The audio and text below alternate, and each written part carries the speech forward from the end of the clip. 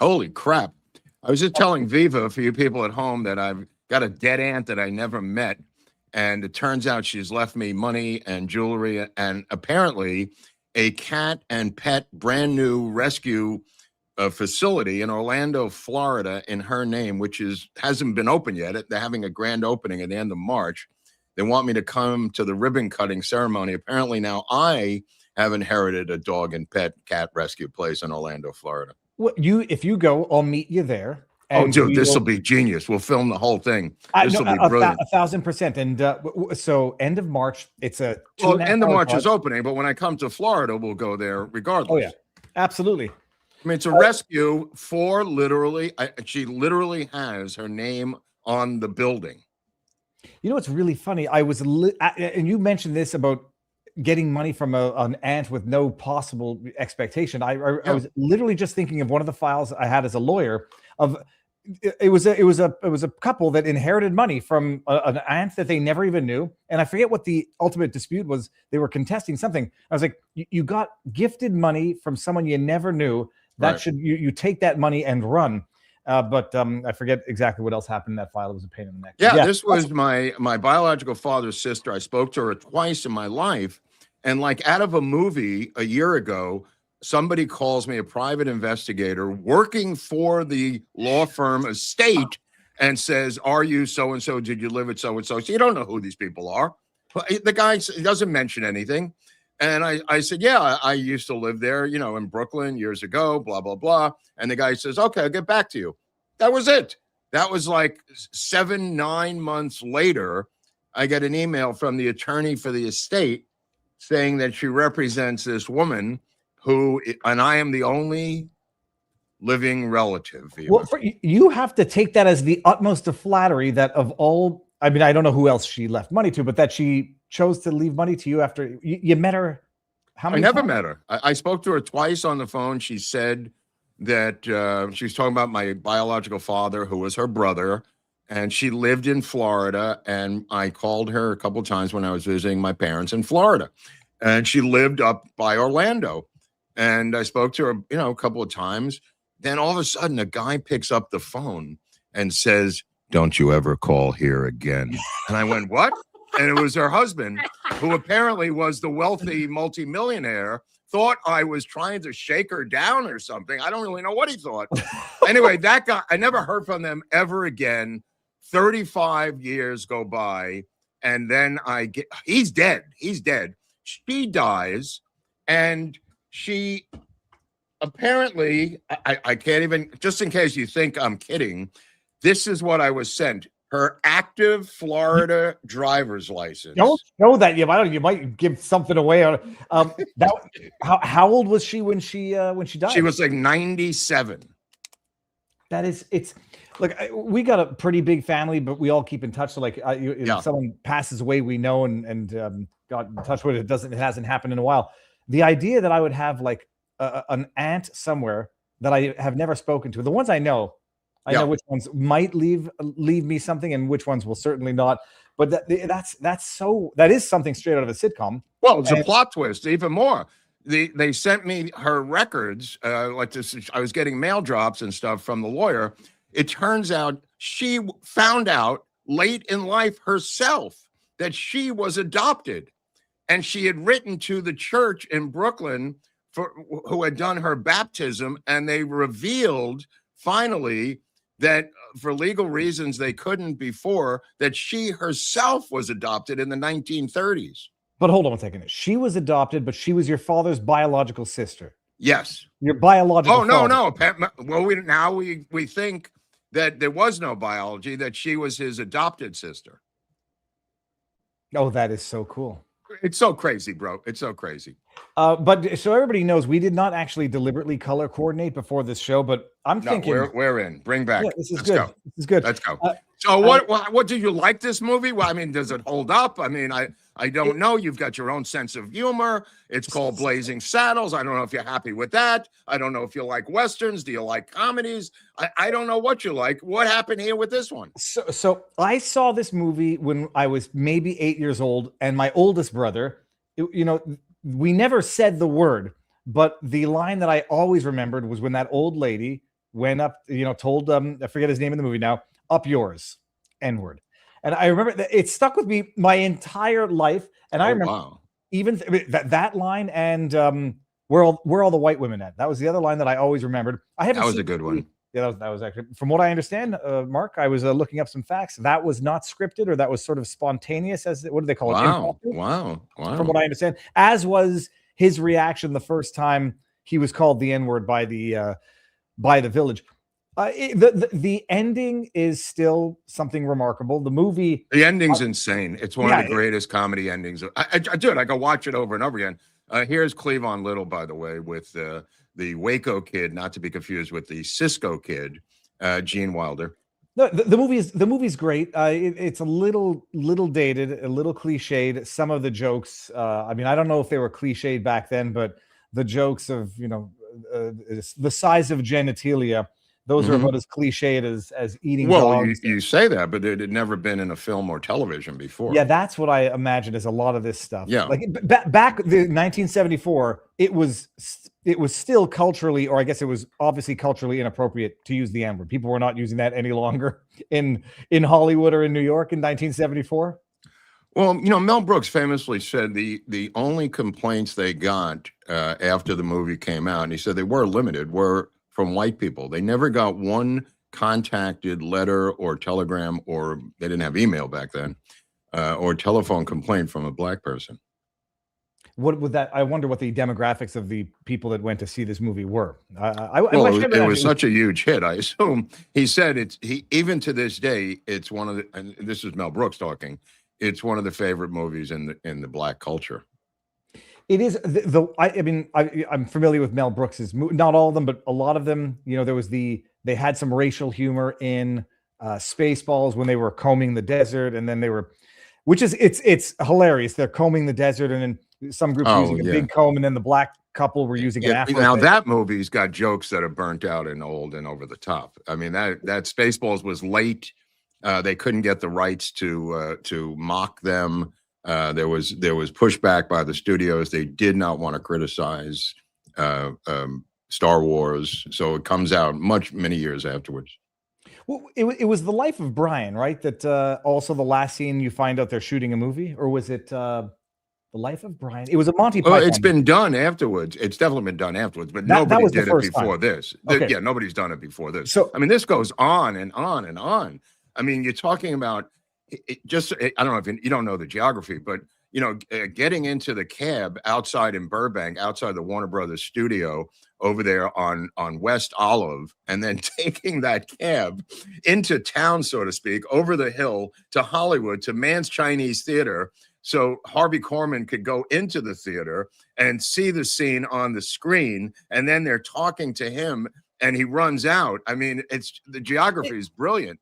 It was. I know that they've done a lot of jokes about this, but it was a Family Guy joke, but like the original joke of the Family Guy. On the one hand, where we're at the ending when there's doing a dance bit in the studio next to where they pan out, and you see that they've been shooting this in studio there.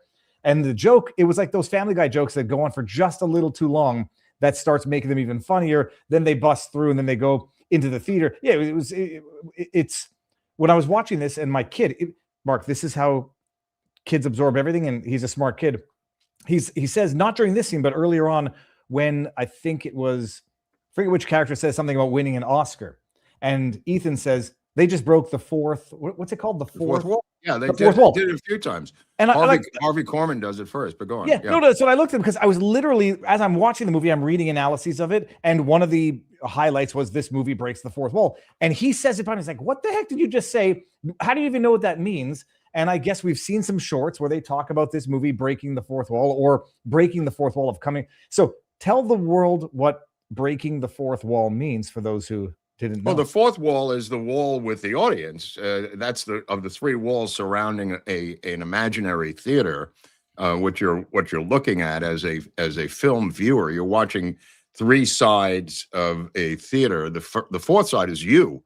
So when Harvey Korman is pontificating about what am I going to do? I need a plan to take over this town so I could have the railroad come through. He slowly and coyly, and I can't overestimate how great of a comic sketch actor Harvey Korman is. We take it for granted how great he is because we've seen him in Carol Burnett and all these shows for decades.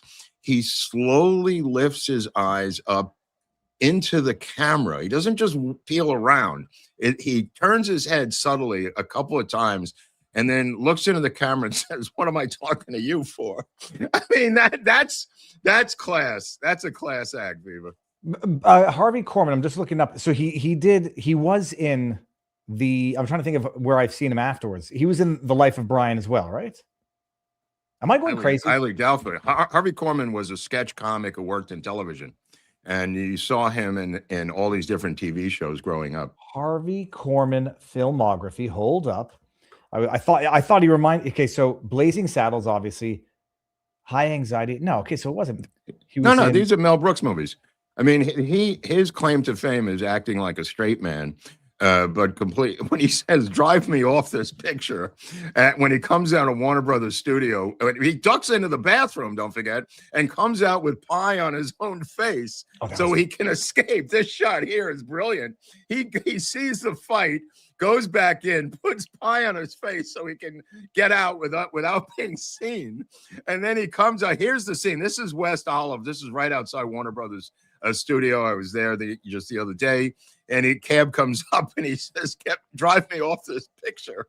I mean, that is sheer genius. Sheer genius. No, I'm my confusion. History of the World, but I always thought History of the World was another Mel Brooks masterpiece. Yeah, I thought History of the World was linked somehow to the Monty Python. So for those who've never seen the movie, it's a mock Western taking place back in the 1800s. 1874 to be exact. 1870. That's right. It was 100 years before It was 100 years before because he is upset. This is just brilliant. They have the name Hedley Lamar, this running joke, and one of the biggest film actresses in the 1940s was Hedy Lamarr. She will also go on to invent sonar for our submarines to allow us to defeat the Nazis and the Japanese in World War II. Not only was she the biggest female film star, she also was a brainiac who was able to invent sonar. But that's a story for another day. Hedy Lamarr, the joke is that his name is Hedley Lamarr, and people call him Hedy, and he's constantly correcting them. So what Mel Brooks as governor says, "What are you worried about? This is 1874. You'll be able to sue her," which is a time travel joke now.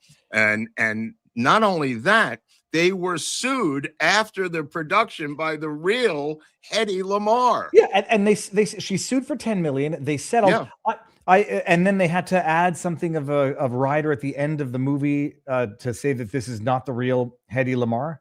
I think that I don't know. That I know they paid her out, and it wasn't 10 million, but they did settle out of court with her, which was crazy. But I mean, so when I first read that fact, I'm like, so who's this man that sued for Hedley Lamarr using their name? I don't even understand the rationale. Nobody on earth is going to think it's the most sexiest woman, of cinematic history suing them or using her name and confusing them. No, of course. I mean, they could have fought it, but what are you going to do? You're fighting against one of the most famous female film stars. I mean, it's Warner Brothers. I mean, it's not a good look, Viva. Why did they use her name in the first place? What was the rationale? It was a joke. It was just a joke. I mean, it's not a question of using her name in the first place. These guys, just to give you a background on how this script came about, you just go, well, how did they end up doing this? There was a guy, I don't know if you know, you may want to look this guy up, Andrew Bergman. He will go on to make other famous films. He is a fledgling screenwriter in 1974. You see his credit there, Andrew Bergman. Andrew Bergman had written a script called this is funny, Tex X, and that was the original title of the script. Tex X, like Malcolm X, was supposed to be about this a black dude who was a political black nationalist, and it was supposed to be directed by the legendary Alan Arkin, and James Earl Jones was supposed to be the sheriff, Viva. So it doesn't go anywhere, and they bring in Mel Brooks is approached on the streets in New York. He's on the balls of his ass. The producers didn't really make any money yet. It was barely showing in 2 cities, and he had nothing going on. And this guy says, we've got this thing upstairs here right in town. Why don't you come up and read it? And he goes up and reads the Andrew Bergman treatment for Text X, and he says, this is hysterical. And they bring him in to rewrite the script. Instead of just rewriting the script, he makes it like your show of shows with Sid Caesar. He makes it like a TV show. And he brings in additional writers so they could sit around and come up with jokes nonstop in a writer's room. This is never done for movies. This is never done. It's usually a one-man band for film. You go off, you write your script, they get rid of you, they take the script, they pay you, and that's the end of it. Mel Brooks brings in Richard Pryor. He brings in some dentist named Alan Uger, and he brings in Norman Steinberg, who's another beginner screenwriter, and they sit around for weeks and weeks and weeks coming up with jokes like you're seeing, like we're discussing, this Edley Lamar joke. Richard Pryor, at one point, believes that he is going to be Black Bart, which is what they changed the name of the script to, Black Bart. And they believe that everyone believes this, it's going to be him as the sheriff. Well, Warner Brothers doesn't like the fact that he's addicted to cocaine. Warner Brothers doesn't like the fact that he disappears from projects. And one day he doesn't show up at work, and they go, where the fuck is Richard Pryor? They get a call. He's in Detroit. He met a couple of girls, and could you send him $200 so he could get back? This is why Richard Pryor was not Cleavon Little in this movie. Well, when you said we were doing Blazing Saddles, because you were doing a deep dive on Richard Pryor, and I couldn't figure out what the connection was, and then I realized that he was part writer and that he was supposed to be cast as the lead. Yeah. So Richard Pryor, this is supposed to be him right here. Well, he wrote all the Mongo jokes, and ironically, Mel Brooks wrote all the black jokes. Well, I guess I mean that's interesting. I know there weren't very many. There were a couple of Jewish jokes in this one, but there always are with Mel Brooks, of course. One of the rumors, Mark, is that in addition to his drug use and yada yada, that he was uninsurable for the movie. But I've read conflicting reports. Well, okay, so he fought for him. He did. Mel Brooks went to John Calley, who was the head of Warner Brothers. He went to the Warner Brothers people in California, and then he literally went the extra mile, and nobody knew who Richard Pryor was. You got to understand something. He's merely a nightclub comic at this point. Nobody knows. This is 1973, early 73, 72. Nobody knows who Richard Pryor is other than a nightclub comic. So Warner Brothers doesn't care if he's black or white. He's just not bankable. There's just no guy who's bankable who hasn't been in a picture yet, opening a picture.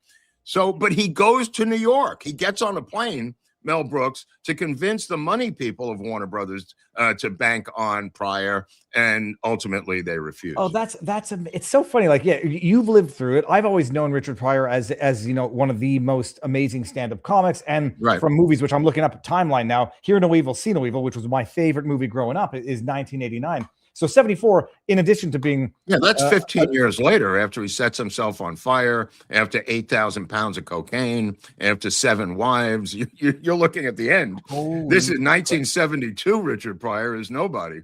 Although he's making $20,000 a week in the nightclubs.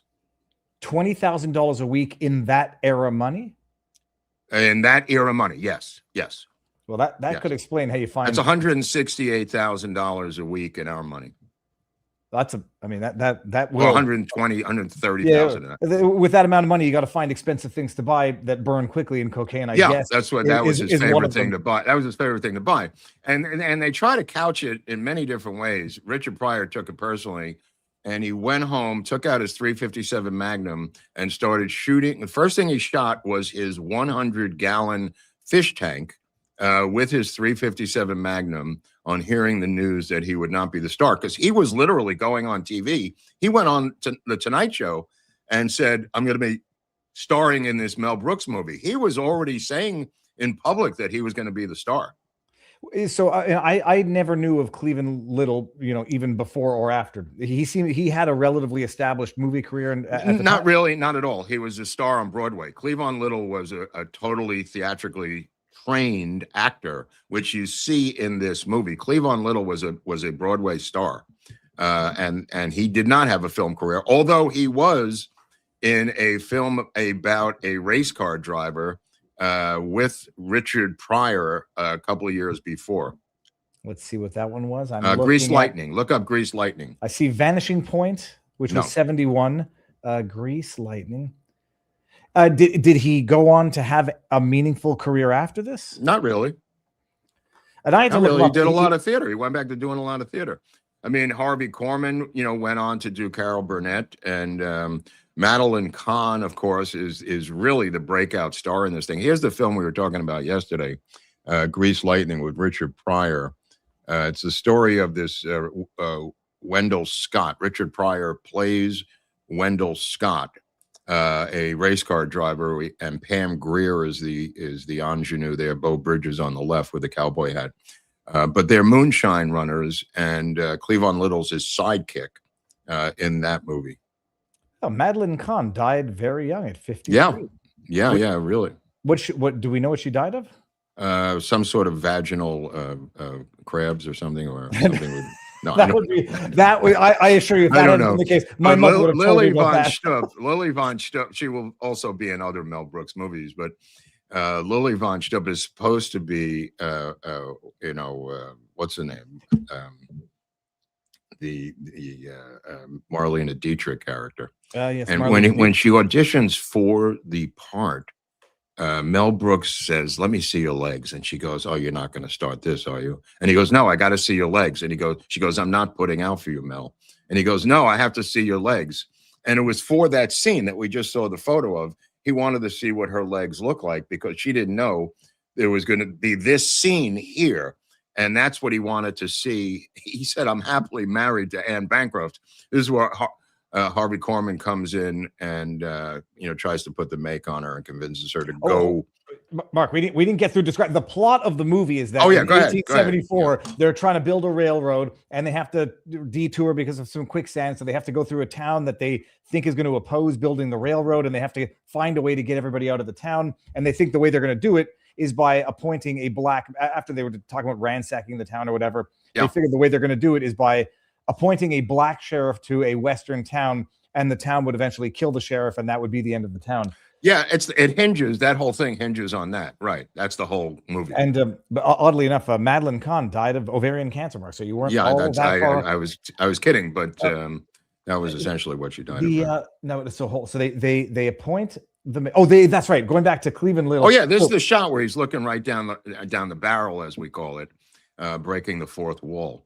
There will be later breakings of the fourth wall, to get back to Ethan's brilliant analysis. Yeah, never heard of it. There will be a couple of them by the sheriff will be doing it also.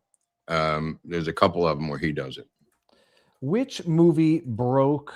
I want to see is this the first movie? This is not possible. Broke the fourth wall first. No, the Marx Brothers did it, bro. Of course, it's not you insane. Groucho did it. Yeah, okay, no, I just want to see which one the first one. It says, "Men Who Have Made Love to Me." The earliest known film to break the fourth wall is generally considered to be the 1918 silent film, "Men Who Have Loved Me," where writer-actress Mary McLean speaks directly to the audience. Oh, it's speaking to the audience qualifies as break. Okay, so fine. Yeah, that's what you're doing. Yeah, that you're talking to the audience. So, I mean, look at Purple Rose of Cairo, the Woody Allen movie. They literally come off the screen into the audience. Well, see, my experience with breaking the fourth wall, actually, I think immediately to Spaceballs, when they're watching the movie, it was the same sort of shtick as when they went to the movie theater in this one, and they fast forward and then they get to the scene of the movie when they're watching. It's the same director, and the same writer. I know that. Yeah. So no, that made sense, but that was like, and then I can think of a bunch of others. So yes, okay, 1918, The Man Who Made Love to Me. What was the name of the movie? For the Men Who Have Made Love to Me. Silent film. Sounds enthralling if it's not. No, it's pretty interesting because that's essentially the song that she's singing, Madeline Kahn. I am so tired. I am tired. All of these songs are written by Mel Brooks, by the way. He has the brilliant idea also. He wrote the theme song. He wrote everything else. He gets a guy named Frankie Lane to sing Blazing Saddles. Frankie Lane is like a poor man's Frank Sinatra, right? But he works in Vegas. He's a pretty famous Frankie Lane singer. And he does not know anything about the movie. He thinks that's a real song. And the producer, Hertzberg, says to, as he's singing the theme song, he said, should we tell him? He goes, no, he thinks this is a real ballad. Let him go. And he's singing his heart out, Blazing Saddles. And they just let the guy sing it. This is the movie music guy, but it's sung by Frankie Lane, who was a real Vegas star. That was another interesting tidbit. Do we know, was Frankie Lane upset that they were using it for comedic purposes? And he was... No, not at all. He got paid. And not only that, Mel Brooks, don't forget, he had written all the songs for the producers, which was already out into the theaters. He had written these, he writes songs and he writes music. For all his movies, he does this. In the chat, it says, Viva, tell the truth. Spaceballs was one of my favorite movies growing up. And when we watched it with Ethan, Mark, did I ever tell you this anecdote? No. So we watched it with Ethan. He might've been 5 or 6 years old. And he's at the playground, and I see him on top of the playground, like spinning the steering wheel of the big thing. And he says, keep firing something. And I said, like, and I go to think, what did you just say? He says, keep firing, asshole. I was like, yeah, you can't say that outside. Otherwise we can't watch the movie anymore. He watched this one, and I don't think he liked it quite as much as Spaceballs, but it is a bit not slow. Well, you'd have to be from the generation of growing up of Westerns to parody Westerns, which he's not. You'd have to know these jokes. You'd have to have grown up with Westerns, which is the people of the 40s, 50s, 60s had up until that point. Westerns, Gunsmoke was still the #1 show on television, for Christ's sakes, up until right before that time. And Westerns were the predominant form of movie and shoot 'em up entertainment before cop pictures kind of replaced them. Well, that would explain it. So the opening scene is when they're asking the slaves to sing a song, and they sing a, I want to say Frank Sinatra, but I'm not sure it was the kick from Champagne. Right. And it's sort of a 40s show tune. And the other guys aren't happy about it. So they do Camptown Ladies, which, for those who don't know, Camptown Ladies is the opening line from the 1850 minstrel song Camptown Races by Stephen Foster, designed for blackface performances that used caricature, exaggerated dialects to mock African Americans. The song, also known as Gwine to Run All Night, was popularized by Christie minstrels. So the Christie minstrel singers, yeah. So that's interesting. Yeah, the opening scene, they get the white slave masters to sing it, and then they get caught by their bosses doing a funny dance on the job, and they get yelled at. So I know that you'll tell me where the other guy was. The guy who was bathing, Hedley Lamar. I know I've seen his face in many, many movies, but that's Harvey Korman. That's what I'm trying to tell you. That's the guy from Carol Burnett with Tim, and they were on TV for 20 years. No, not Harvey Korman. The guy that was washing. The guy that was No, sorry. Slim Pickens. You're talking about? Yeah, Slim Pickens. I want to see it. Slim Pickens. From Dr. Strangelove. He's the guy that rides the atomic bomb into Moscow. Slim Pickens was a legendary cowboy actor. The level of wit, it's hard to explain, but he's also in a film called The Getaway with the two two bank robbers. He drives them into Mexico at the end, but he was a huge cowboy star. Okay, well that explains that. I'm not sure that I would have put it together, but I definitely remember that face. And now that I just looked up the image of him riding Fat Boy, the nuclear, Fat Boy or whatever it was, into Moscow on that with Stanley Kubrick's movie, Dr. Strangelove. Now, hold on. Let me just go back to my notes, because I remember there were a lot of interesting tidbits about this movie, Mark, that I have to... About this one or Dr. Strangelove? No, about this one. This was... this one, okay. Yeah, hold on. I want to see it. Well, I thought I was going to... I knew you knew the Richard Pryor, the whole thing there. That was kind of amazing. Well, the Pryor thing, it was knowledge at the time, because Pryor believed in his crazy mind that Mel Brooks had thrown him under the bus and said that he had stolen the screenplay, and that he couldn't allow this black guy to be creatively rewarded. It was all, as your grandmother used to say, boobamizes. Mel Brooks fought for him and tried to get him in that movie. I can't imagine Cleavon Little not in that role. And I can't imagine the wild, eccentric, untamable Richard Pryor in that role. I could more easily envision Richard Pryor only because I of the movies that came afterwards. Right. Yeah. Cleavon, Well, also working with Gene Wilder. Well, that was yes, hear no evil, see no evil. That was Gene Wilder in here. Yes, it was, of course. But keep in mind the next movie, he tries to make it up for him to Richard Pryor in The History of the World Part 1. And he's going to be in that movie. He disappears, and they have to replace him with Gregory Hines. So it's not like Mel Brooks is not trying. He wants to use Richard Pryor. Richard Pryor has other ideas, though. Madame Von Shtupp, for those who don't know, in Yiddish or whatever, when I always say Shtupp, because that's the word my father and grandmother used when they were referring to sex, that was clearly, I presume, a joke because that's who she was in the movie. Yeah. Another interesting fact, Mark, I mean, the drugs and alcohol, Gene Wilder was not initially supposed to play his character. It was supposed to be some other guy who apparently showed up to the set so drunk. That's not even the first guy on the movie. He goes into the commissary at Warner Brothers, and sitting there in the commissary is a guy named John Wayne. And he says to John Wayne, he says, "I'm making a cowboy picture, and I'd love you to star in it." And John Wayne says, "Do you have a script?" And he says, "Yeah, right here." He says, "All right, meet me back here." This is what John Wayne did to everyone. "Meet me back here at noon tomorrow. I'll read it tonight." And he goes home and he comes back, meets Mel Brooks, 12 noon in the commissary at Warner Brothers. And he says, "I can't do this. I'm John Wayne." He says, "Are you crazy?" He said, "But it's the funniest fucking script I've ever read. And I'll be the first one to buy a ticket if you get it made."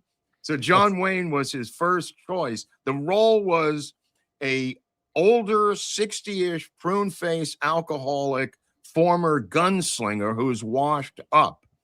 So he goes back to this guy Hertzberg, who's the producer, and they kick it around and they come up with the name Gig Young. Look up the name Gig Young, because Gig Young is the guy that they go to who is an active alcoholic at the end of his life. They just said, why not get an alcoholic? Here's a picture of Gig Young. Take a look at him. You've seen him in a lot of movies. I've seen him in nothing, but apparently he threw up and his vomit was green. So I presume it might have been around St. Patrick's Day. No, it had nothing to do with the St. Patrick's Day at all. It's just that that scene that he filmed on day one of the movie, the first day of shooting, is that scene in the jail cell where he's hanging upside down. Gig Young is hungover and he's shaking like a leaf. And Mel Brooks is going, "This is great. He really knows how to act like an alcoholic." And he keeps shaking, throws up. There's vial coming out of his mouth. Next thing you know, there's an ambulance on the set, and they're taking Gig Young away for medical treatment, and the movie is going to be shut down. He gets on the phone to the guy who is his best friend, and that guy, Gene Wilder, who has told him for 2 years that he wants to play the Waco Kid, and he keeps saying, "You're too young to play the Waco Kid. I've got something called Young Frankenstein. I'll put you in afterwards." He calls him up and he says, "Gig Young just bailed out on me. He's in the hospital." Gene Wilder flies out the next day and puts on that costume right there and becomes the Waco Kid, literally without skipping a beat. They didn't miss one day of shooting. Have you ever met Gene Wilder in real life? No. Did he have a reputation for being a sincerely nice person? Because every movie that I've seen of him, he looks like he is a genuinely nice person that you can't. Oh, no, definitely. Fake. Without a doubt. Everybody says that. Absolutely. Okay. That's interesting. There's a few guys who I don't think can fake it, but he looks like the one who he looked like. No. He, without a doubt, from everything I've heard, you know, did he get married? Well, he had a girlfriend named Gilda Radner who he married, and she died very young. Apparently, anyone around him dies young. Madeline, Kahn, Gilda Radner from Saturday Night. From Saturday Night Live. Well, I knew from Saturday Night Live. She died at what, 40 some odd? Yeah. Gilda Radner, death was cancer. It wasn't anything. 42 years old. Yeah. Oh yeah. So yeah, Gig Young goes to the hospital, and then they already had the rest of the cast at that point. It was the top grossing Western of the decade. Maybe of all time by now. I mean, what is it up against? Western comedies? I mean, I don't know if it's released in December, by the way. A brief release by one. Don't tell you the story, but the story is insane. He has a screening for John Calley. John Calley is a legendary head of Warner Brothers. He's a big fish. Has a screening for 12 executives of Warner Brothers in the screening room of Warner Brothers. The film ends and there's dead silence, Viva, crickets. Nobody's saying anything. Finally, after 5 minutes of silence, the marketing guy says, well, I think we could possibly open it in New York and Los Angeles, but that's it. Nobody else is going to get this. This is far too hip. It's far too inside. And I'm sorry, we can't throw money after this in terms of advertising. The budget on this was $2.6 million, by the way. Yeah, and it grossed 120 at the time in 1974, and they say it's close to 700 some odd million. It's considered one of the biggest profited things ever made. But the point of the story was that Warner Brothers, the executives didn't laugh once, and they didn't know what to do. So Mel Brooks had a screening, his own screening, where he brought in 300 different people who worked, and secretaries and everything else, had a private screening, and you couldn't hear the separation of the laughter for 90 minutes.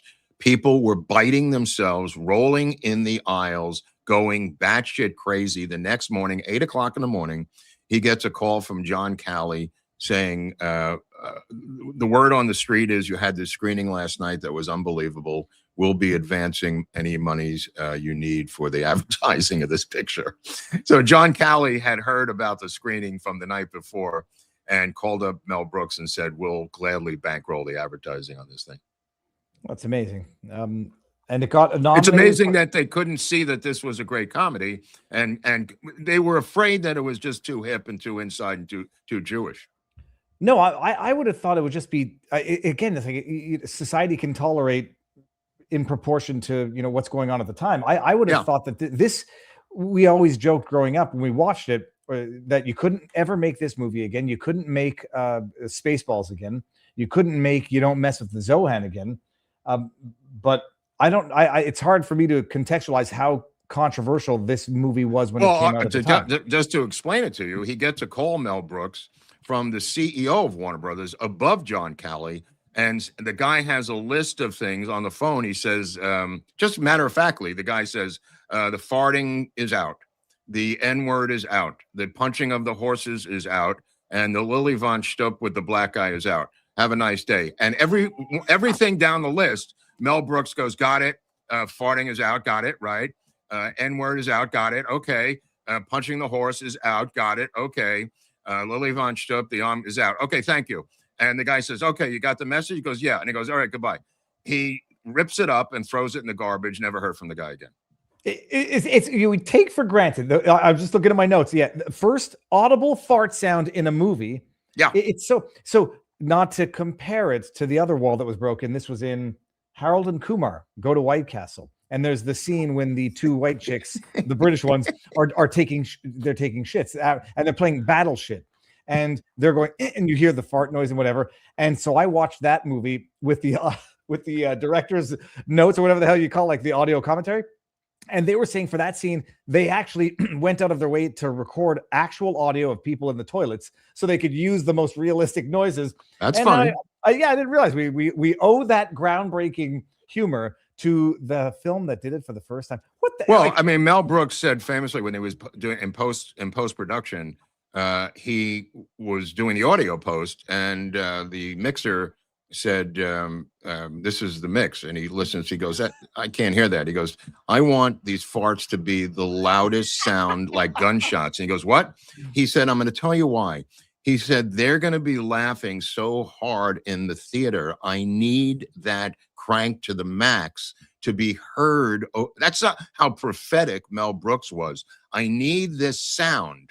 This is the technical thing that a director's doing. I need that sound cranked up because I know that people are going to be howling, and I need them to continue to hear the sounds. So these are recorded and cranked up to the level of 11 decibel wise on purpose by Mel Brooks for theater release. It's a shame we can't play the. I was gonna, I send we can't play the fart scene.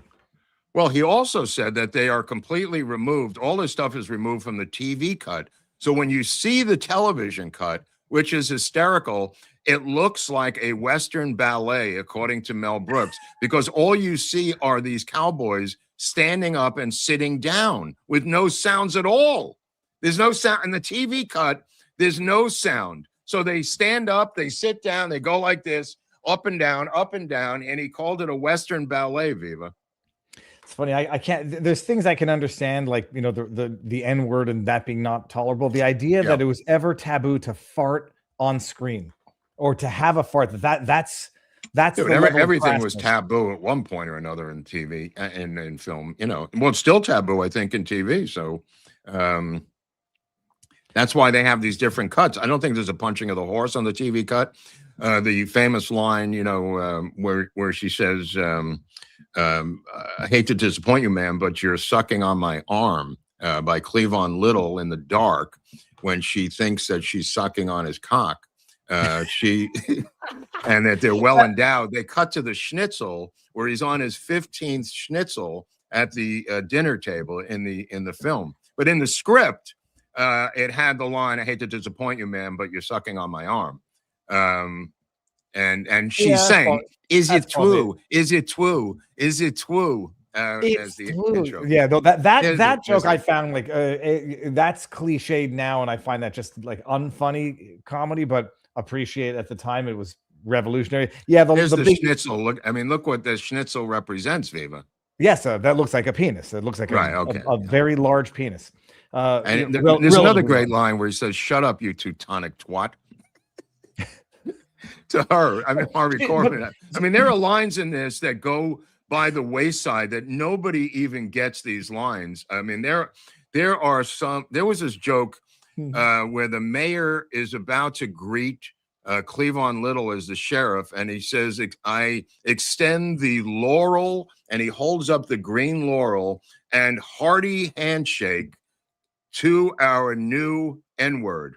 And he's saying laurel and hearty in that joke, and nobody ever gets that joke. He's holding up this green laurel. The guy there with the who is going to be the mayor or the representative, he says, I extend the laurel and a hearty handshake to our new blah blah. And the joke is laurel and hearty. Okay, I obviously did not get that. Oh, nobody gets it. Nobody gets it. I didn't get any deeper meaning. Is there something? There's the laurel. You see, it's in his hand. He's got like the green laurel there. That's next level. But I'm saying there's tons of there's the laurel in his hands. There's tons of these jokes in there that people got in 1974 that are left by the wayside today. The question that I was going to ask, is there any deeper joke to the frog in the bubble bath that I didn't understand, or was it just no? It's just this juvenile behavior of this tough guy. But that scene where Cleavon Little takes himself hostage is considered one of the great comic scenes in television history, in film history, where he takes himself hostage. This one here, this was just brilliant theatrical pantomime. I don't know if anybody, Pryor probably could have done it, but Cleavon Little is just masterful taking himself hostage here. I had to look up. He got married, or he was married once for 2 years and had a child. Were there any rumors about effeminateness of the individu of Cleavon Little? Yeah. I have no idea. I don't know that much about Cleavon Little. No, because I was wondering. There was something he gave off. I'm going to sound judgmental. A bit of an effeminate vibe for the role, which is why I could have actually seen Richard Pryor in it. But I don't know what Richard Pryor looked like in 1974, and so I looked up. He seemed to have been married for 2 years and had one kid. And the fact that he's multiply that by 7, and you'll get to the Richard Pryor. He had like 7. Oh, marriages. Yes, 7 marriages. So so it was three Academy Awards it was nominated for. I think there's a guild in there, but I don't know if that counts. And it was the best supporting actress for Madeline Von Shtupp. And they talked about the fact that it was so rare to be nominated for comedy, and still is. To this day, it's rare to be nominated for comedy. That's why the Madeline Kahn performance is so revered. even by the people in the Academy who don't like to give awards for comedy at all. The only one I could think of was Annie Hall that got Best Picture for Woody Allen, but it's rare. It is rare. Actually, now that you mentioned it, I'm gonna check that in a second. But check it out. Madeline Kahn in real life had no accent. It was just a very bad, deliberately bad German accent. Well, she's doing Marlene Dietrich, again, one of the biggest stars in Hollywood history, who was German. And to the Jews, and remember, there's also Teutonic dancers who are dancing with rifles while she's playing. There's the World War I German dancers. There's also Nazis who are in the crowd when they're when they're putting up their gang of they're putting up their gang of people to go after them. There's Nazis there. There's Klansmen. But anything that Mel Brooks could do with Nazis or Germans, he's going to take advantage of. Which comedies? Okay, several comedies and comedy dramas have won Oscars for Best Actress and Actresses. Let's see if these are notable winners. Include James Stewart, Philadelphia Story. What? James Cagney, That's a stretch. Dandy. Okay, that's a stretch. Olivia Colman in The Favorite, 2018. That's a stretch. Oh, Marissa Tomei and My Cousin Vinny. Yeah, but that's about the only one I could think of. Yeah, that was sort of a comedy drama. And it's got to be an off year for somebody who's crippled. And there's the Nazis right there. You see them getting together. There's also a Hitler in the commissary. Don't forget. He goes, "Yeah, I'm out of here by noon after the bunker scene." No, they're eating in the commissary. The best scene was when they steal the cloaks from the KKK, and then well, there's an outtake of that. That scene actually went a lot further when they said cut them off at the pass, and they're on the run. The two phony Klansmen, Cleavon Little and Gene Wilder, they come upon, and this is edited out of the movie. They come upon a baptism service where everyone is wearing a white cloak over them, and they go, "Oh my God," and they blend in with the baptismal service where everybody's dressed in white robes. Yeah, see, this is why I need to watch them on DVD, because I've been renting them. Rent them on. It's all about DVDs. This is the scene here that was cut out of the movie. You don't get the deleted scenes. You don't get you need the whole thing in the commentary. You need the whole thing. This is where they sit down and eat. They're wearing the same Klan robes, and they blend in as they're part of their hideout. Yeah, that's fantastic. It makes sense, right? Well, absolutely. Yeah. No, the deleted scenes and the director's cut, if you can get one. So this was in fact shot in Burbank, or was it shot at the? It was shot out in the desert here. It was shot out in California. Yeah. Oh, yeah. Yeah. It was all shot. It looked like old Tucson, or that the Tucson village. No. It was San Bernardino. It was here, and then the stuff inside was shot at Warner Brothers Studios, and they break through that wall. That's all studio stuff right here in Burbank. What the final Dom DeLuise, not in the face, and I'm working for Mel Brooks. Slim Pickens. Yeah, the studios now owned by Paramount Pictures. It's so wild. So in those, I always thought this looked sort of like an internment camp, but in each of those units is nothing. Is where they make movies. It is nothing. The inside of those units are gigantic emptiness that is like 30 stories high. Those are like, I want to say like 7 to 10 stories high, depending on which ones you use. There's different numbers at different size stages at Warner Brothers, and they're just empty hangars. And you you do whatever you want in there. That is so wild. So that's when they talk about set design, they take an empty hangar of a room, create it into the movie that it is. Well, they could build anything in there. Yeah, I mean, everything you've seen, Spaceballs was in there. They want you to work there because it's controllable, and you could go home at 5 o'clock, and there's a whole logical reason to do it on set as opposed to going somewhere.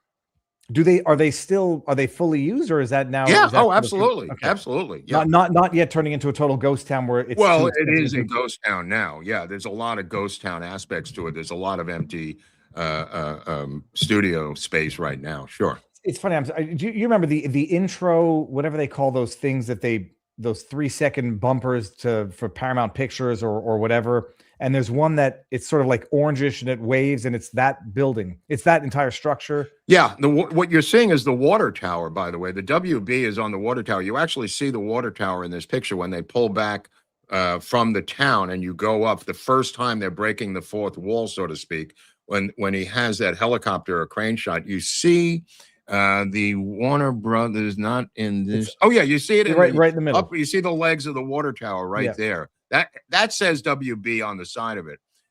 And these little phony villages they have around, it's a whole civilization there, Viva. That still exists. Oh yeah, all of this exists, and there's multiple ones because Paramount.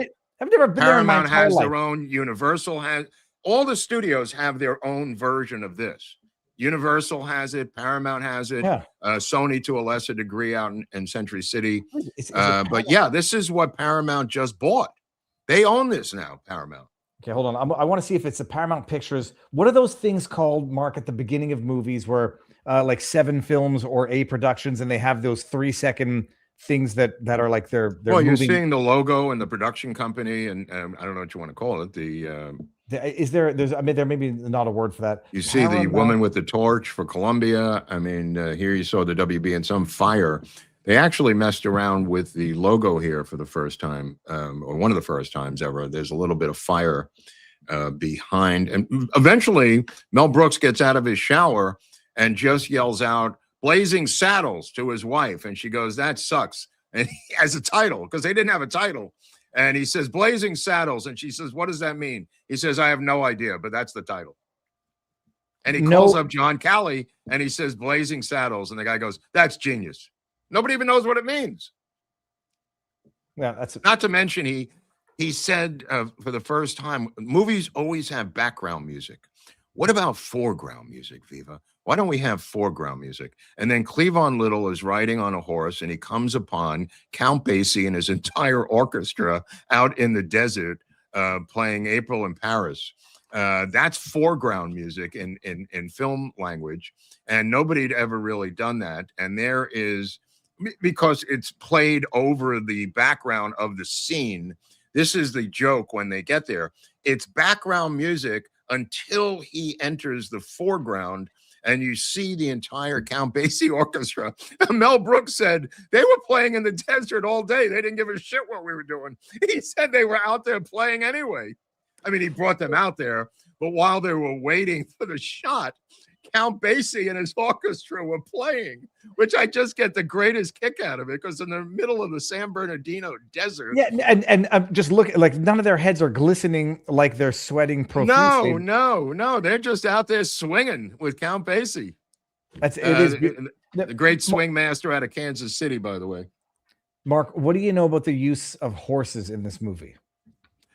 Okay, so there was some complaints by the pre-PETA people, whoever they were before there was PETA, because about the horses. Yeah, one of the horses, I don't know if it was on purpose, and maybe you know if it was an accidental thing that they still included in the movie. When the horse fell off the railing and fell into the water, that was a real horse. There was one where I saw that horses. These horses have tripwires on their ankles, by the way, in case you wanted to know. What is it? A tripwire on their ankle? A thin wire that you can't see on camera, and they pull their legs out from under them. Shut up! I'll get PETA involved. I'm sorry to break your bubble, but when they in all of those scenes, and there's plenty of great stunt scenes, by the way, when they're coming into town wreaking havoc.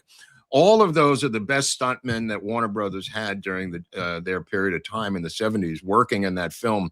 The opening sequence when they're ravaging the town, this scene here, there will be 1 million stunts in the span of like 3 minutes. It's quite spectacular if you're into that. But when the horses are taken out in movies, what the stuntman does is he pulls this wire and the horse's legs come out from under him. They're not hurt. This one here, those are pulling his legs out from under him, and then he goes into the water. Okay, look, I'm not a sissy baby. That's terrible. These are horses that are owned by certain people who are brought in with the stunt people, and they're rented for the day. They love their horses. They train these horses. This is what they do with them. They don't want the horse hurt. This is their bread and butter. The horse, I mean, I that rolls over on your leg, and it's like a car. Oh no, the stuntman knows how to do this. He knows. I'm just explaining to you how they take down a horse. I never I never knew that at all, that that's how they trip up a horse. There was one clearly fake horse. It was part of the joke at the end of the movie. Let's see if we can. Oh, there's an entire fake town of dummies. There's an outtake that you haven't seen where Mel Brooks, as governor, gets out of the stagecoach and starts yelling at the stagecoach driver for such a bumpy ride. And he says, "Can I sue you?" He goes, "Nah, local 182 of the stagecoach drivers. Sorry." And he goes, "Damn unions." And the press goes, "Can we quote you on that?" He goes, "Not if I want to get the blue collar vote." And then they said, "We want to get your impression of the town." He goes, "Here's my impression." And they go, "What is that?" He goes, "Harpo Marx." So he completely cut himself out of the movie, rightfully so. But this is him pulling into the town. He then goes up and starts talking to the dummies that are there to trick Slim Pickens and his mob. He goes up and does some photo ops with them. Here's one of them. Yeah, this is him with one of the photo ops. This is not in the movie. This is not. No, I know. Well, they trip a horse, like, yeah. And I guess the horse. That's. You just don't like it, do you? You just no. Then the horse is rewarded with tons and tons of hay. Well, I guess the horse knows the trick by the end of it. I guess it doesn't surprise. Been doing it its whole life. He starts when they're little tiny horses. You knucklehead. No, I don't know if like when you have a older and younger brother, like when you walk behind them and you kick one of their feet right behind the other foot as it's behind. That's the easiest way to trip somebody. Yeah. That's what they do to the horse. Amazing. Well, I'm going to go back and watch Braveheart and see if they did that to any of the horses there. I always wondered how they made it. That's the only way to do it. I'm sure they did. Huh. But this is before Peter, but they still got letters about the punching of the horse. That was a trick punch. That was the horse's turn. They're pulling the horse's again. I'm getting into the weeds for you, but they pull the horse's head away to roll with the punch. You want to be specific about the punching of the horse. On the other side, they're pulling his rein away. He's not making contact with the head.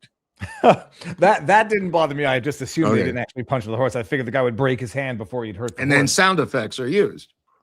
Mongo rides that steer, which is much more interesting to me. That's Mongo's steer there. By the way, this is Alex Karras, to people who know, the great defensive lineman for the Detroit Lions, who auditioned, came in and got the part in one moment. He just went in, said, "I'm Mongo," and they said, "Yes, you are." They hired him on the spot. Alex Karras. Let's see. He lived Alex Karras. You could look him up. Famous. 1935 to 2012. What did he die of? This is a neurotic mother that put this into me. Death. Let's see here. We're on Wikipedia. Illness and death. Illness and death in his later years. He suffered from dementia, heart disease, and cancer. So if CTE was a thing back in the day. He was among 3,500 former NFL players who filed lawsuits against the NFL in early 2012 over long-term damage caused by concussions and repeated hits to the head. October 8, 2012, it was revealed by a friend that Karras had been diagnosed with kidney failure. He was treated this. Okay, fine. So, all right. I mean, he died of renal failure. I don't know about CTE. I don't really believe that's real, but I'm convinced that that's real. Well, I notice that it's gone away now. In football players? It's gone away. It's disappeared. They made a deal with these cats, and there was a shakedown on the part of these people trying to get concessions from the NFL. But that's a story for another day. Yeah, no, now I'm going to look into that. I'm going to tell you right now, take a guess how much Mel Brooks got paid for writing the movie, directing the movie, working on it in post-production, and doing every single thing as a writer-director. What do you think his pay was for this? If I can use lingo, front end or back end, Mark, including the back end? Well, I don't know what he had as a back end. I'm just trying to sound smart. I'm not sure about the back end. He may have had a net points on this. Who knows? But I want to say, do you think he was paid salary? I mean, just as well, 2.6 million. I'll say something obscenely low, like 26,000, 50,000. Yeah. So 25 and 25 to be you're correct. Do you hear children yelling? Yeah, they're saying, "Free me, free me." Hold up. I don't know what you're doing to them. I said, "Be quiet." we're live and can hear. Maybe you couldn't hear it through the mic. They're fighting over. It's either food or something. Marion said, "Feed the kids." I said, if they don't know how to feed themselves, they're going to learn at some point. Get rid of them if they can't feed themselves at this. No, the food is cooked. It's on a table. They just have to put it in a bowl and eat it or whatever. By the way, the cinematographer for this, I think, was 80 years old when they shot it. He lived till he was 100, died 20 years later at like 100.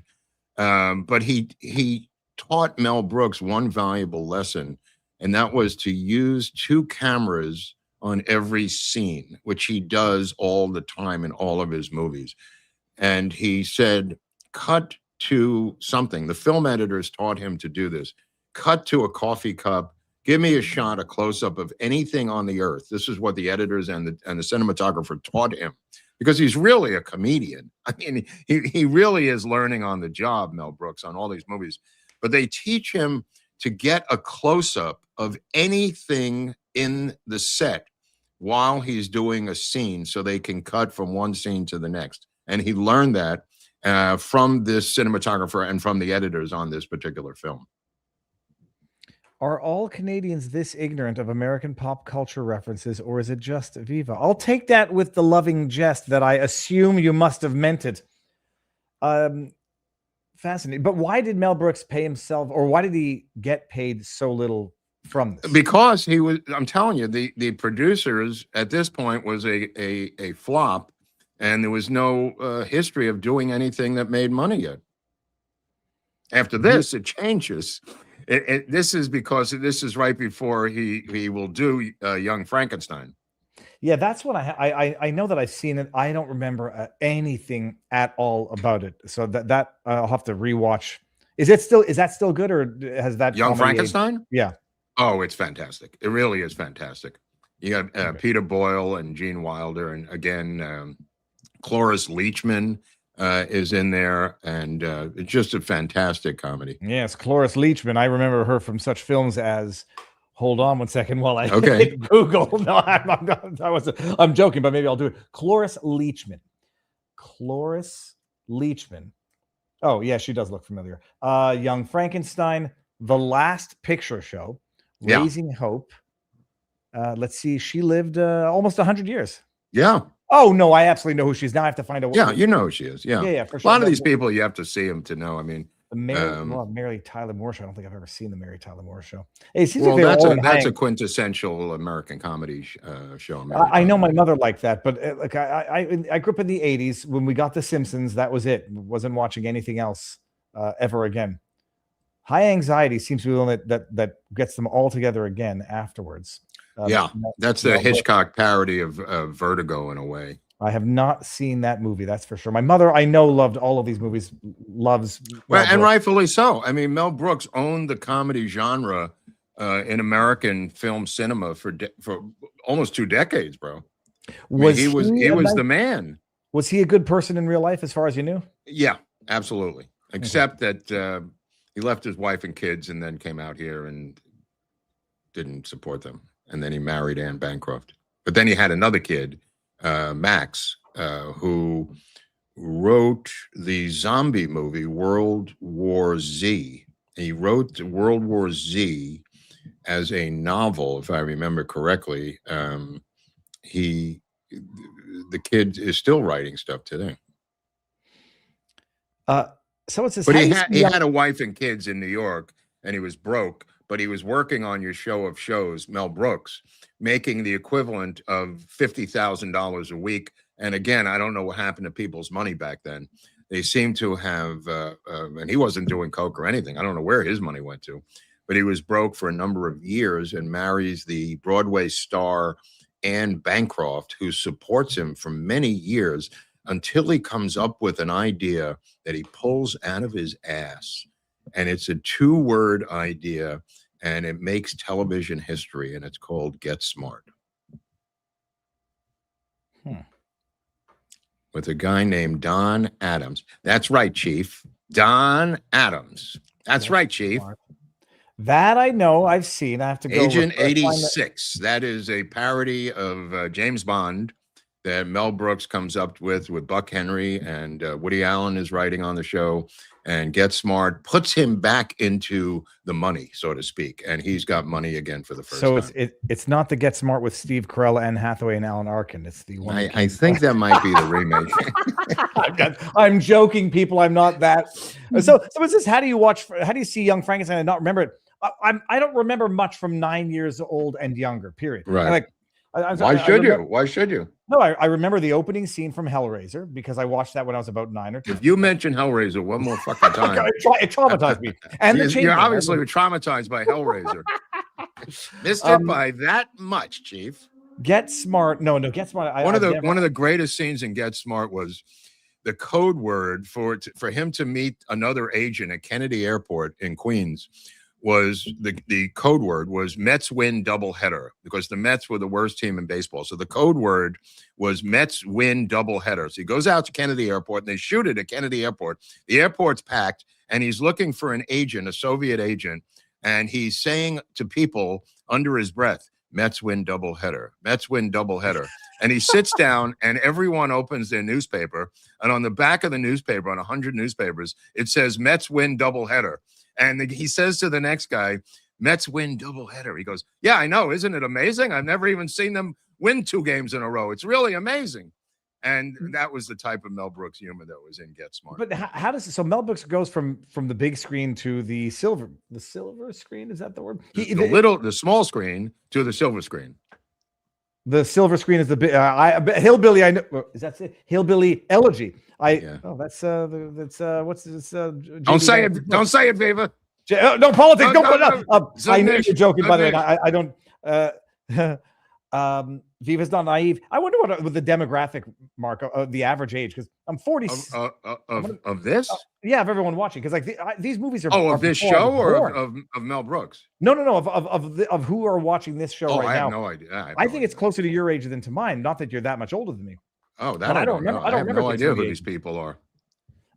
Patrick Washburn 4501. Question: was the Cadillac at the end one of the vehicles customized by Nudie Cohn, the Radio Taylor 6-shooter for door handles?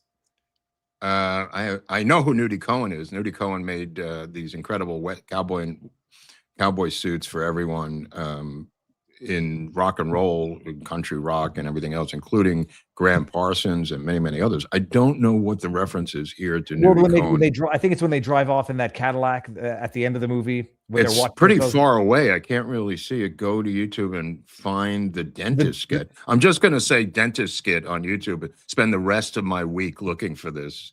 Harvey Korman and Tim Conway were great on the Carol Burnett. I mean, you see, I don't think I've ever seen an I see. This is a different question. Yes, that is true. I understand what he's talking about.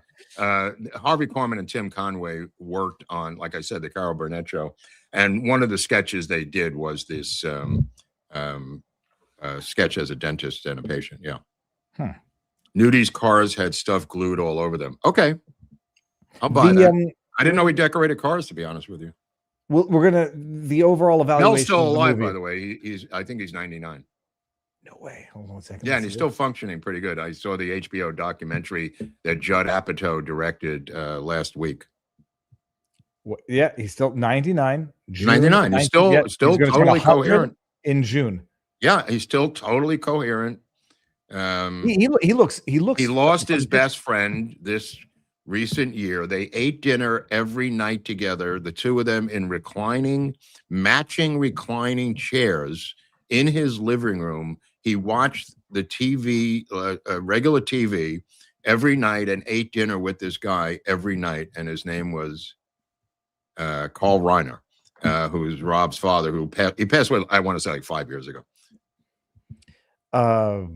Mark, they're doing Spaceballs too. Someone in the chat. Yeah, that's not good. That's not good. It's an upcoming American space opera parody sequel. Who's going to be in it? Cast Mel Brooks as Yogurt. He's going to be in it at 100. Okay. Bill Pullman, Rick Moranis, Daphne Zuniga. Who's Daphne? She's the original. I just want to answer this question by Miss Rex Murphy about Peter Boyle passed away. There was no funeral. I attended Peter Boyle's memorial with Mel Brooks. I was there. I was at the Writers Guild theater here in town. I knew Peter Boyle very well, and it's not that he faded away. And he got everything that was coming to him. It was a fantastic send-off for Peter Boyle, and I wish you could have been there. Because Mel Brooks came up and he told incredible stories of young Frankenstein with Peter Boyle having his crotch grabbed by the woman that Viva was just looking at on his computer, Cloris Leachman. Okay. Peter Boyle was laying there on the slab as young Frankenstein, and he was yelling to Mel Brooks to have Cloris Leachman stop grabbing his balls in between takes. And Mel Brooks had to go up and yell at Cloris Leachman saying, please stop grabbing his balls between takes. He can't take it anymore. And Mel Brooks ran up from the back of the theater. This was at the Peter Boyle Memorial. And I got to tell you this was so out there because all these other Peter Boyle friends were on stage talking about Peter Boyle, telling stories about Peter Boyle. There was like a little table and chairs up there. And all of a sudden, halfway through the memorial for Peter Boyle, this guy in the back of the theater starts screaming, okay, I'll go up there. And he runs up. And it's Mel Brooks, and he begins to tell the most incredible Peter Boyle stories I've ever heard. I just went down a mini rabbit hole for Spaceballs 2. It seems to be the original cast, and the woman, Daphne Zuniga, who was actually, what was her name? Princess Vespa. She was in Gross Anatomy with Matthew Modine, and I would have never put her, I never knew they were the same person. You see, I watched Gross Anatomy. Don't remember. What's Gross Anatomy? What is that? It's a movie with Matthew Modine from 1988.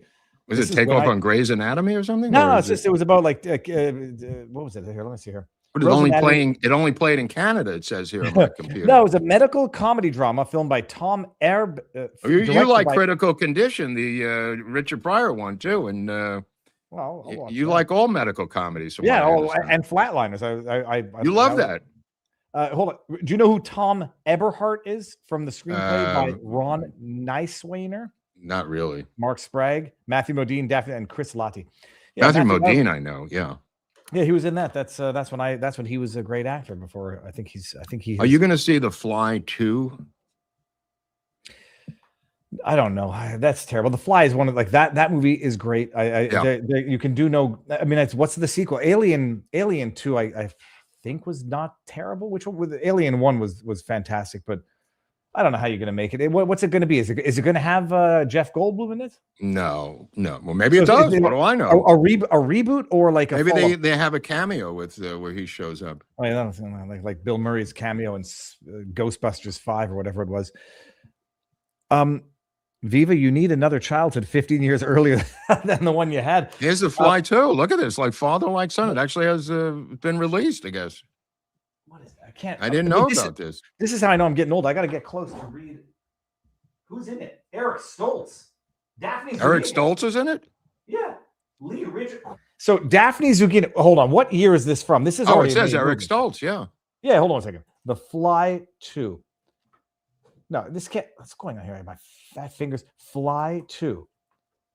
The Fly 2. No, it's 1989. That's made way back in the day. Oh, unfortunately for Eric Stoltz, he ends up in a movie where you can't see his face, and he was never happy about that. It was a great movie, and he's not seen in the entire movie because of makeup. And it's called The Mask. Wait a minute, The Mask, like the guy with the deformed face with Cher. Yeah. That was Eric Stoltz. That's funny. He's a great actor, Eric Stoltz. Oh no, it's.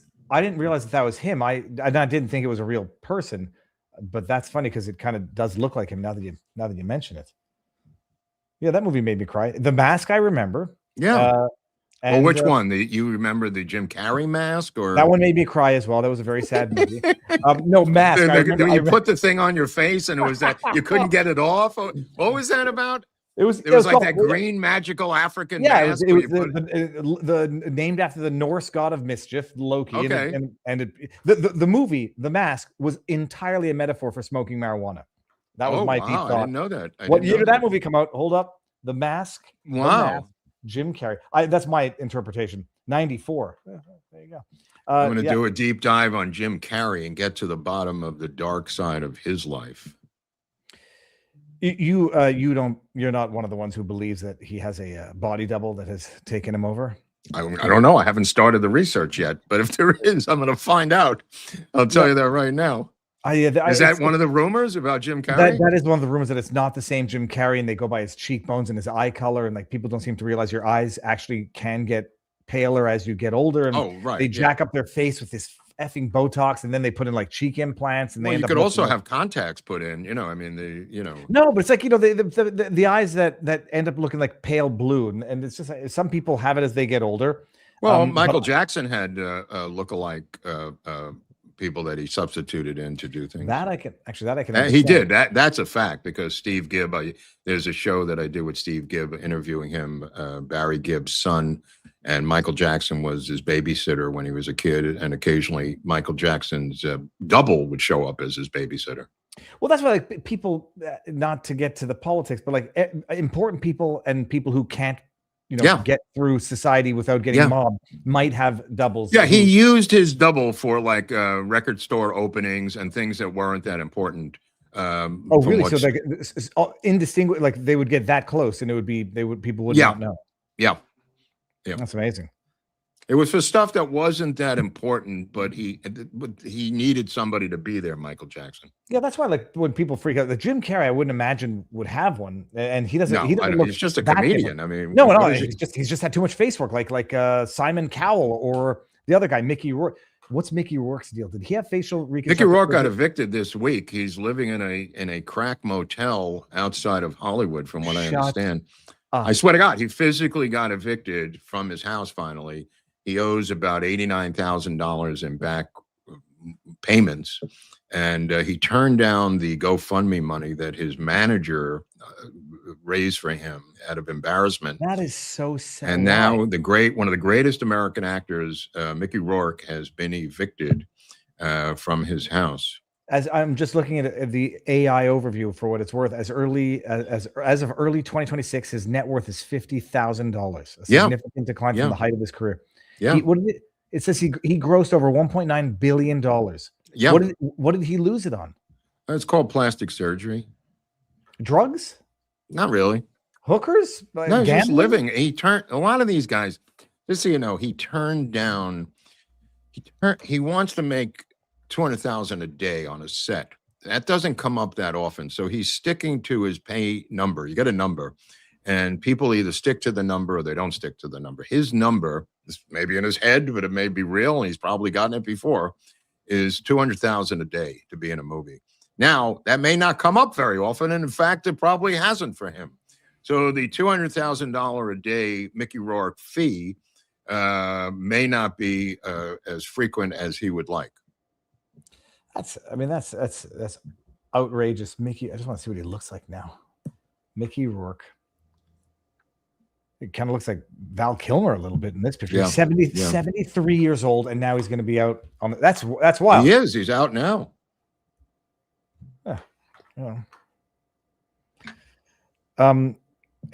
So other than that, it was 2 thumbs up, everybody. It's a great movie. Everyone 2 thumbs up, says Viva. Yeah, from the Northern Theater District. If only for the final scene, which is something of glory. And it blows my mind, when you get into the scene when they go to watch the movie, and then that whole what I love about it, it's like they come out of the capsule and they're still in character.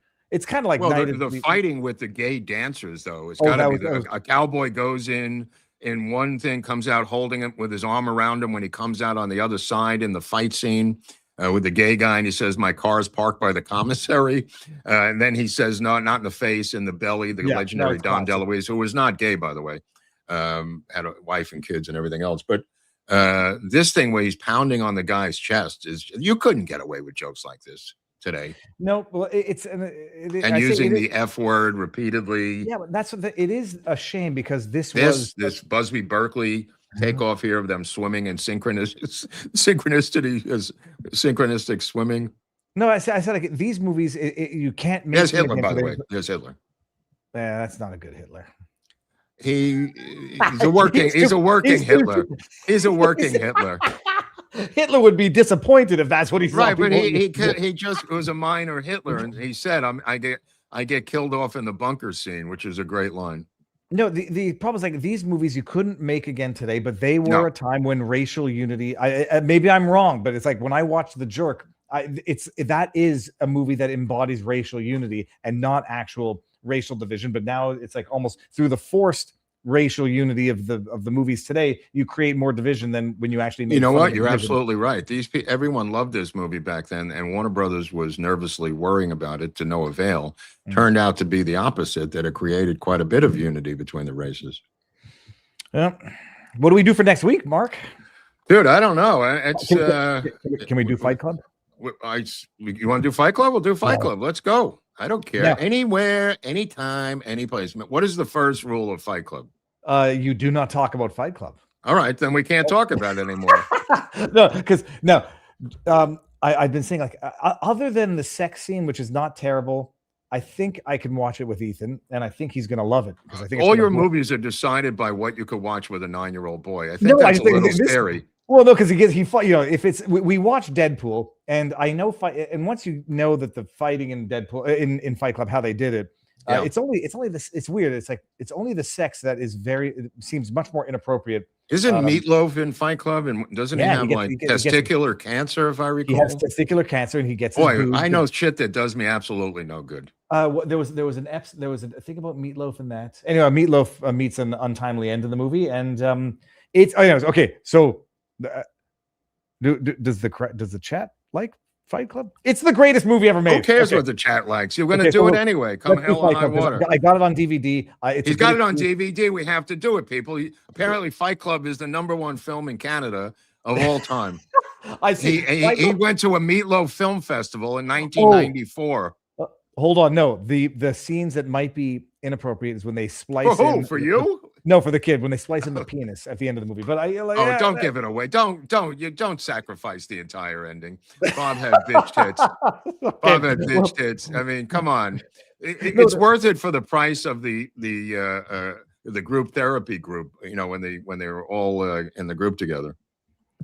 Okay. So it'll be good. That'll be it. Marcus. What is? How do you? What's the routine for ending the show? You go away. We all talk about you when you're gone, and then I end the show a couple of seconds later. Okay.